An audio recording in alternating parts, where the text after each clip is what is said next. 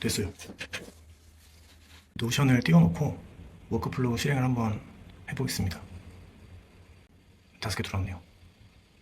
보시면 이제 태그, 날짜, 요약, 링크까지 다 들어왔습니다.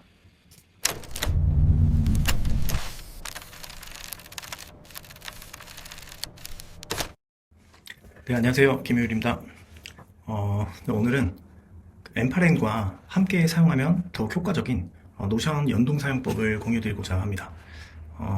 저는 노션을 오랫동안 사용을 해왔고, 노션 HQ에서 인증한 에센셜 배지도 가지고 있습니다. 그만큼 노션 기능에 대해 잘 알고 활용을 잘 하고 있는데요. 이 노션의 함정은 복잡할수록 사용 빈도가 낮아진다는 점입니다.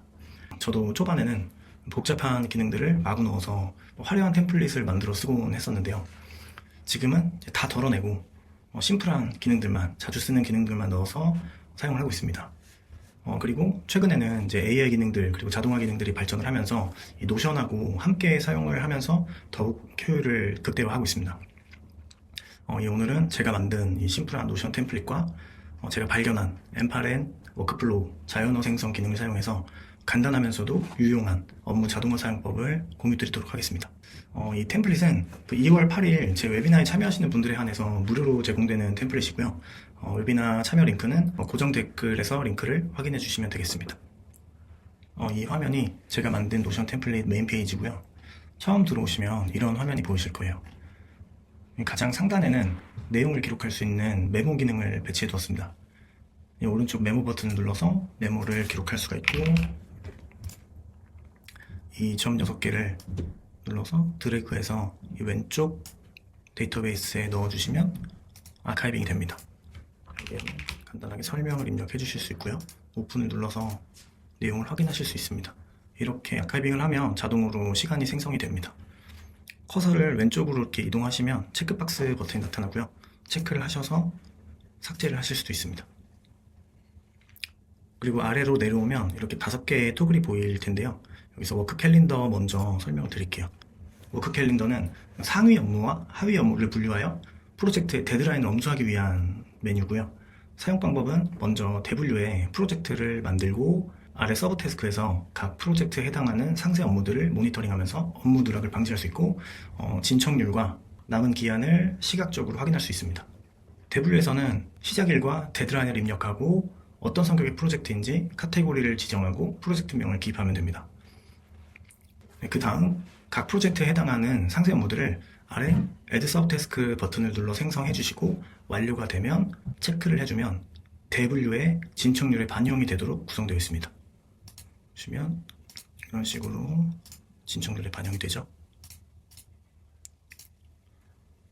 이 오른쪽 표에 보시면 오늘 할 일, 내일 할 일, 못한 일이 나눠져 있는데, 여기서도 해야 할 일과 못한 일들을 쉽게 구분할 수가 있고요.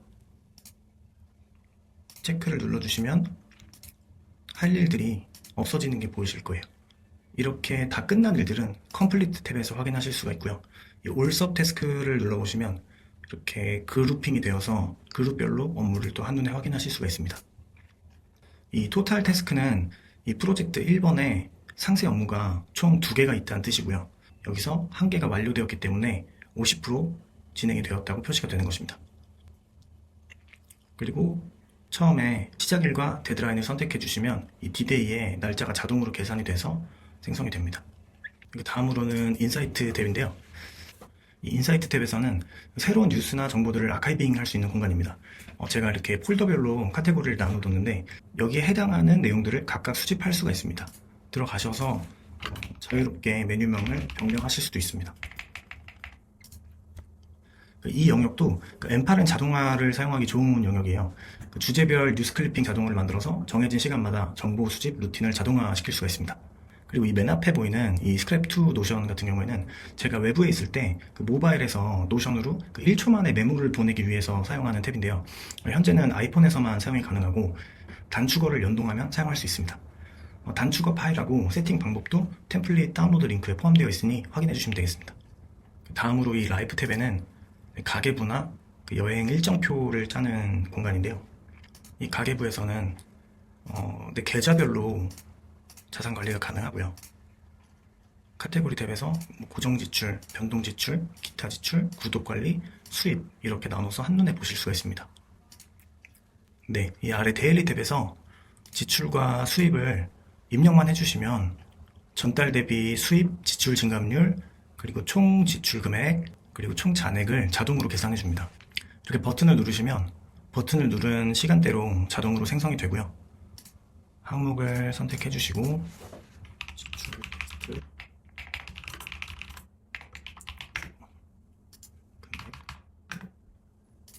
계좌를 선택해 주시고요. 이걸 저장을 해 주시고요. 수입도 입력을 해 보겠습니다.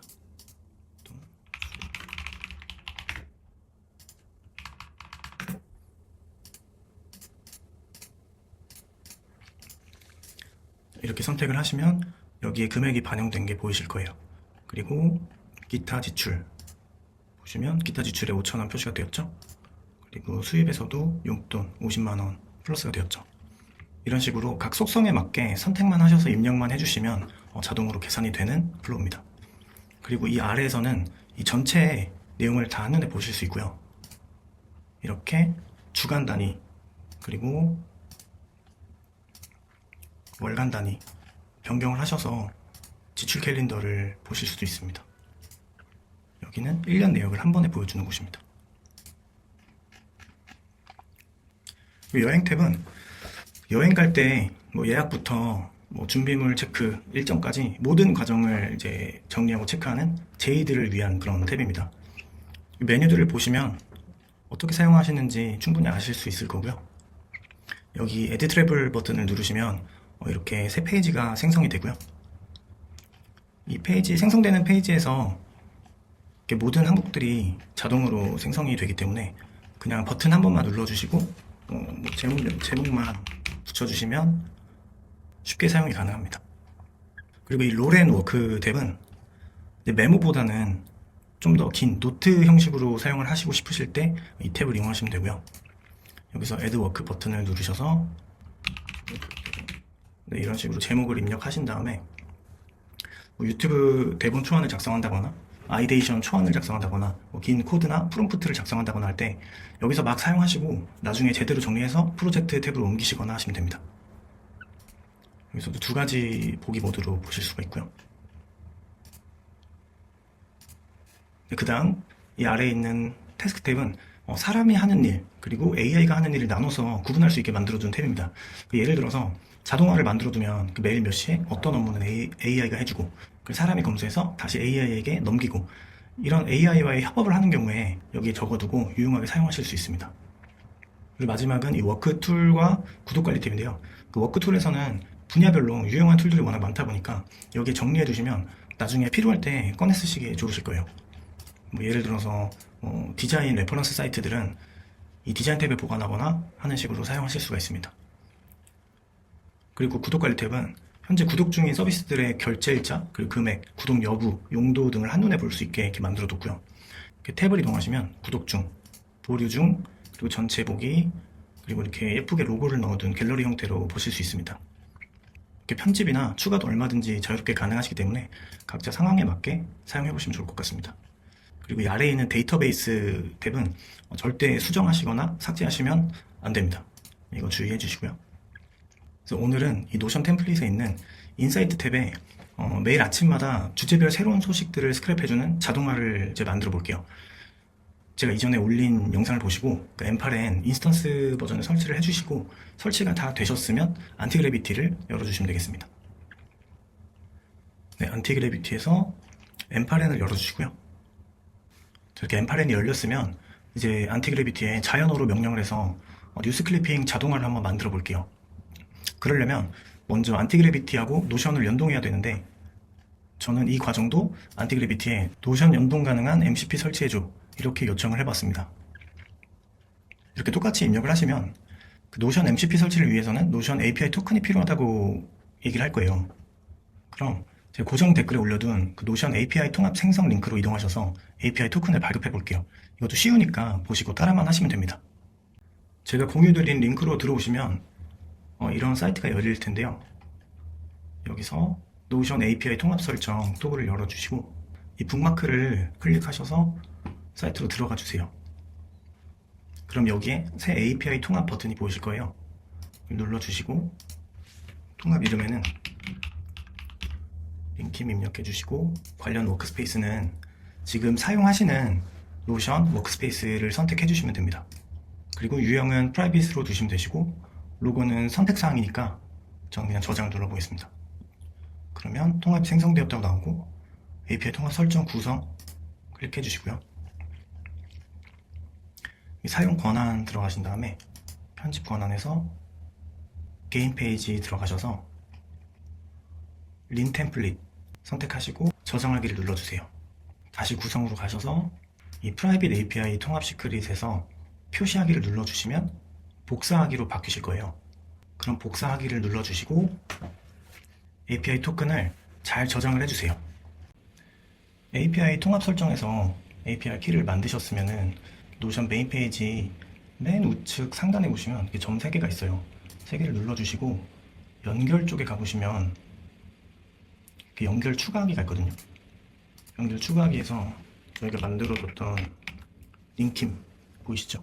요거를 눌러서 추가를 해주시면 돼요. 확인을 눌러주시면 이 노션하고 API가 통합이 되는 거예요. 통합이 되고 나면 아이폰 단축으로 연결할 수 있고 MCP를 연결할 수가 있고 외부 플러그인이나 외부 툴들을 노션하고 연결해서 사용할 수 있는 환경이 된 겁니다.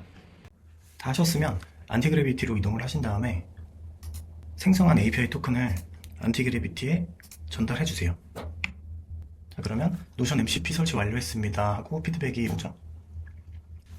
다음에 연결이 잘 돼 있는지 테스트를 위해서 메인 페이지에 메모를 하나 생성해 달라고 제가 요청을 해봤어요. 그랬더니 노션의 안티그래비티 테스트 메모 이렇게 메인 페이지에 메모를 생성해 줬습니다.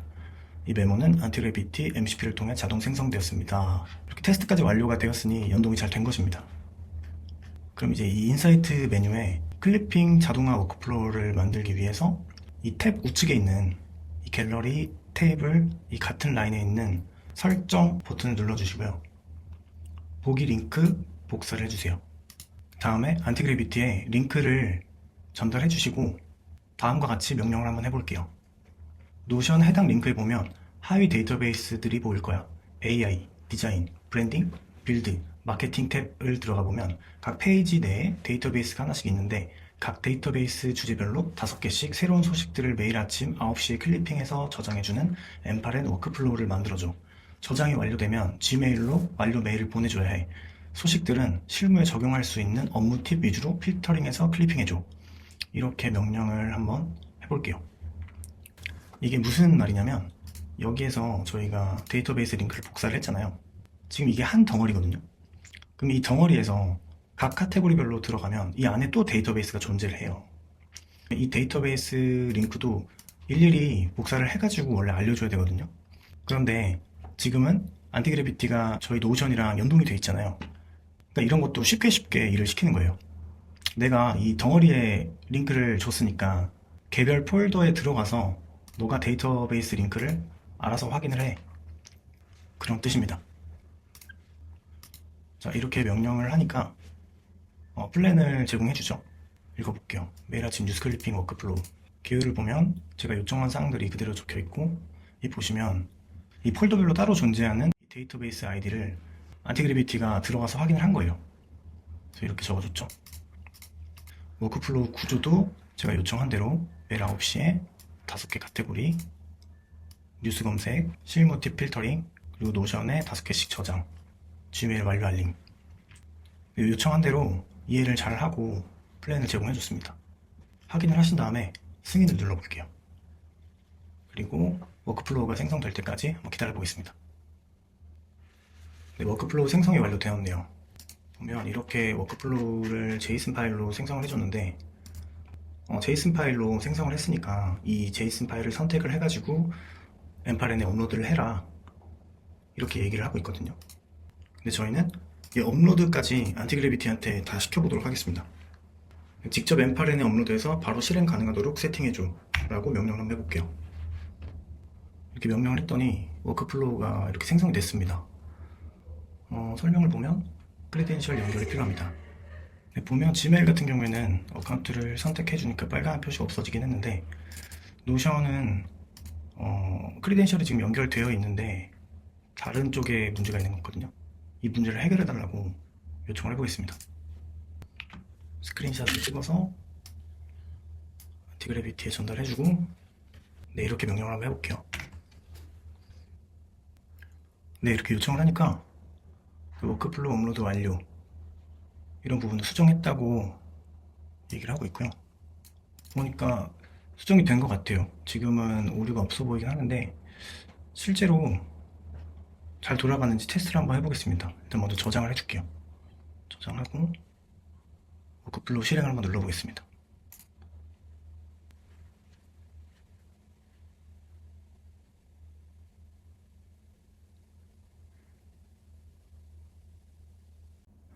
오, 됐어요.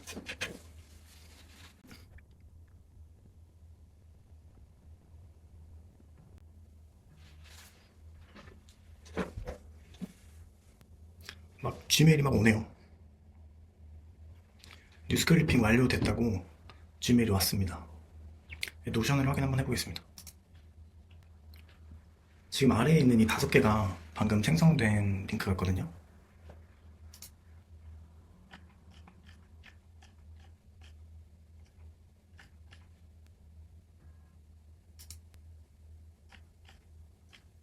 이렇게 저장이 되긴 했는데 지금 이 시간이라든지 태그, 요약, 그리고 이 안에 이제 내용을 채워주지는 못하고 있어가지고 이런 부분들도 개선을 해달라고 요청을 해보겠습니다. 네, 기능 고도화를 위해서 이렇게 3가지 요청을 한번 전달해 보도록 하겠습니다. 기다려 볼게요. 네, 안티그래비티가 요청사항을 확인해서 플랜을 다시 짰습니다. 읽어보니까 제가 요청한 내용들을 잘 반영하고 있는데 지금 제가 이제 브레이브 서치랑 AI를 활용해가지고 더 기능을 고도화를 시켜달라고 했는데 이 API 키가 필요하다고 하거든요. 그래서 여기 보면 이제 발급 링크도 전달을 해줍니다. 들어가셔서 가입을 해주시고 인증번호를 입력하신 다음에 좌측 API 키에서 Add API 키를 눌러서 API 키를 발급해주세요. 발급이 완료되면 복사 버튼을 누르셔서 잘 저장을 해주시고요. 그 다음에 안티그래비티로 오셔서 브레이브 서치 API 키하고 오픈 API 키를 전달해 주겠습니다.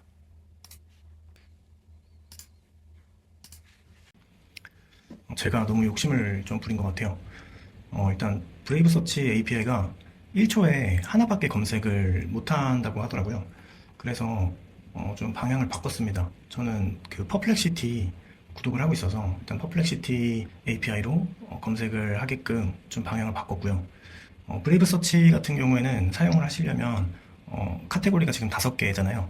그러니까 얘가 1초에 5개를 검색을 하는 상황이 되다 보니까 무료 API에서는 그게 안 되더라고요. 그래서 퍼플렉시티 API를 사용하면 검색도 되고 AI 요약도 되기 때문에 오픈 AI API랑 브레이브 서치 API 2개를 사용할 필요 없이 퍼플렉시티 API 하나만 사용하면 될 것 같아서 일단 퍼플렉시티로 저는 방향을 바꿨고요. 퍼플렉시티 API 같은 경우에는 프로 버전을 구독하시는 분들은 월 $5 비용까지 API 토큰을 사용하실 수가 있어요. 근데 $5면 이제 검색량이 어느 정도냐면 수백 건 정도 분석할 수 있는 양이거든요. 매일 아침 5개 카테고리 5개씩 25개 키워드 분석하는 데에는 크게 무리가 없을 것 같아서 퍼플렉시티로 저는 방향을 바꿨습니다. 이게 저도 해보면서 이런 걸 알게 되고 이런 걸 알면 알수록 이제 나중에 다른 워크플로우를 만들 때도 도움이 많이 되겠죠. 그래서 저는 프롬프트를 다시 이렇게 넣어줬고요. 이렇게 요청을 해서 나온 결과물이 이 워크플로우입니다. 한번 제가 테스트를 해보겠습니다. 노션을 띄워놓고 워크플로우 실행을 한번 해보겠습니다.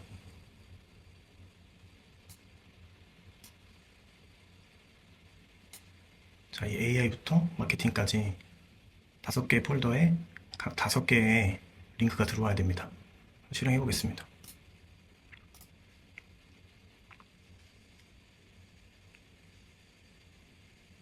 검색을 하고 있죠.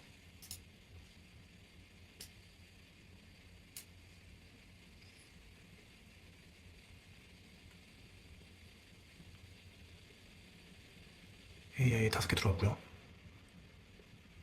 다음에 2초 대기 후에 다시 돌아가서 퍼플렉시티 검색하고 파싱해서 디자인 카테고리로 보내고 이 과정을 5번 반복하는 것 같습니다. 다음에 디자인으로 가볼게요. 5개 들어왔네요. 여기 보시면 이제 태그, 날짜, 요약, 링크까지 다 들어왔습니다.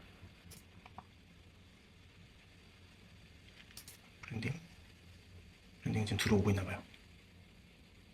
요약을 가져오지 못했습니다. 왜일까요?